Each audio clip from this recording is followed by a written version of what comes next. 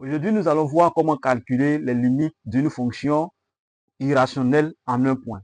Il existe déjà des vidéos que j'ai déjà fait auparavant où j'ai expliqué déjà comment calculer les limites d'une fonction irrationnelle à l'infini. Aujourd'hui, nous allons voir comment calculer les limites d'une fonction irrationnelle en un point. Et donc, commençons par calculer la limite lorsque x tend vers 0 de racine de x plus 1 moins 1 sur x. Nous allons remplacer dans la fonction tous les x par 0. Et donc, si nous remplaçons, nous aurons 0 plus 1, ça fait 1. Donc, racine de 1 égale à 1. 1 moins 1, ça fait 0, ce qui va donner 0 sur 0. C'est une forme indéterminée. On dit forme indéterminée parce que lorsqu'on calcule une limite, qu'on trouve un résultat de ce genre, on ne peut pas conclure. Donc, c'est une forme indéterminée. Dans ce cas, il faut chercher à lever l'indétermination. Et lorsqu'on demande de calculer la limite d'une fonction irrationnelle, la première méthode que nous devons appliquer, si la limite donne une forme indéterminée, il faut d'abord appliquer la méthode par l'expression conjuguée. Le conjugué de racine de 2x plus 1, c'est quoi? Racine de 2x moins 1. Nous allons ici chercher le conjugué de cette expression que nous allons multiplier par son conjugué et diviser par son conjugué. Donc cette limite égale à quoi? Limite, lorsque x tend vers 0, de racine de x plus 1 moins 1 facteur 2.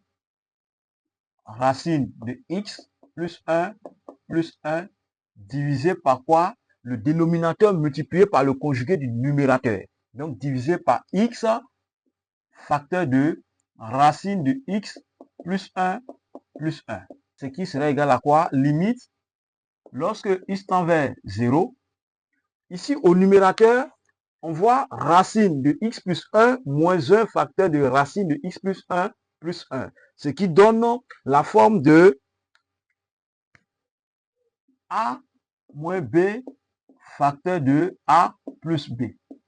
Et a moins b facteur de a plus b est une identité remarquable. Ce qui sera égal à quoi? A carré moins b carré. Ce qui va donner quoi? Mon a, c'est racine de x plus 1 et mon b, c'est 1.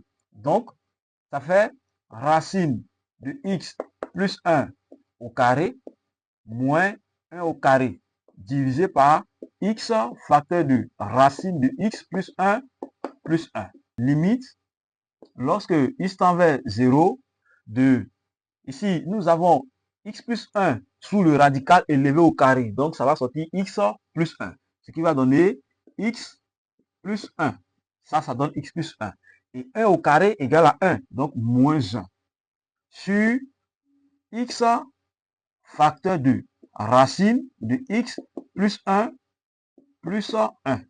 Limite, lorsque x tend vers 0, 2. Ici, j'ai x plus 1 moins 1. Donc, 1 moins 1, ça fait 0. Donc, il va rester x. Donc, de x sur x facteur de racine de x plus 1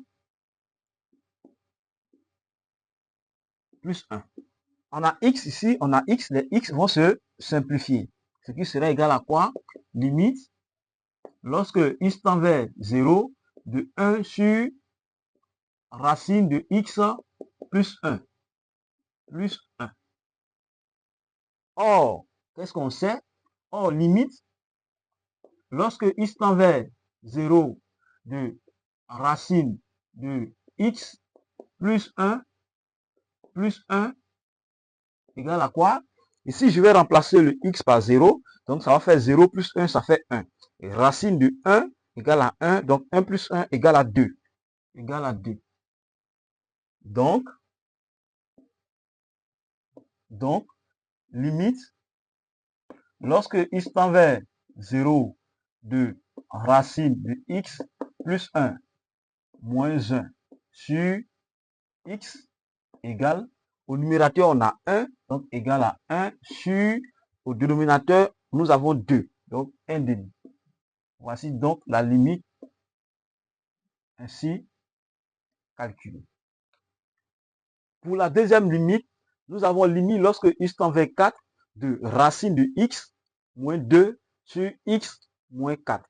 Alors, cette limite sera égale à quoi? À limite, lorsque x tend vers 4, 2. Nous allons utiliser le conjugué de ça multiplié par son conjugué.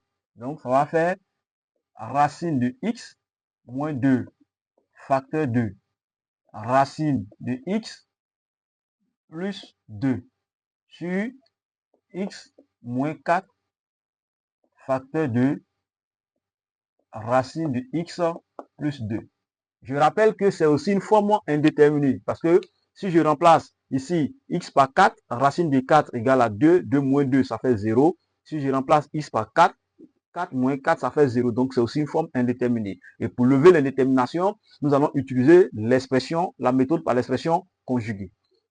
Fait limite, lorsque x tend vers 4, ici, ça donne toujours la forme de a moins b facteur de a plus b. Donc, ça va faire a carré racine de x au carré moins 2 au carré sur x moins 4 facteur de racine de x plus 2. Voilà. La limite, lorsque x tend vers 4, là, x au carré, racine de x au carré, ça sort x. Donc, x, ici, 2 au carré égale à 4. Donc, moins 4 sur x moins 4 facteur de racine de x plus 2. C'est égal à limite. Lorsque x tend vers 4, là j'ai x moins 4, ça va se simplifier. Donc il va rester 1 sur racine de x plus 2. Si je remplace ici le x, ça va sortir 4. Et donc, or, limite, lorsque x tend vers 4 de racine de x plus 2 égale à quoi? Si je remplace le x par 4, ça fait racine de 4. Racine de 4, ça sort 2. Donc 2 plus 2 égale à 4. Donc, égale à 4. Donc, limite, lorsque x tend vers 4, racine de 2 moins 2 sur x, pardon, racine de x moins 2 sur x moins 4 égale à quoi? Au numérateur, on a 1. Donc, égale à 1 sur 4. Voici donc la limite ainsi calculée.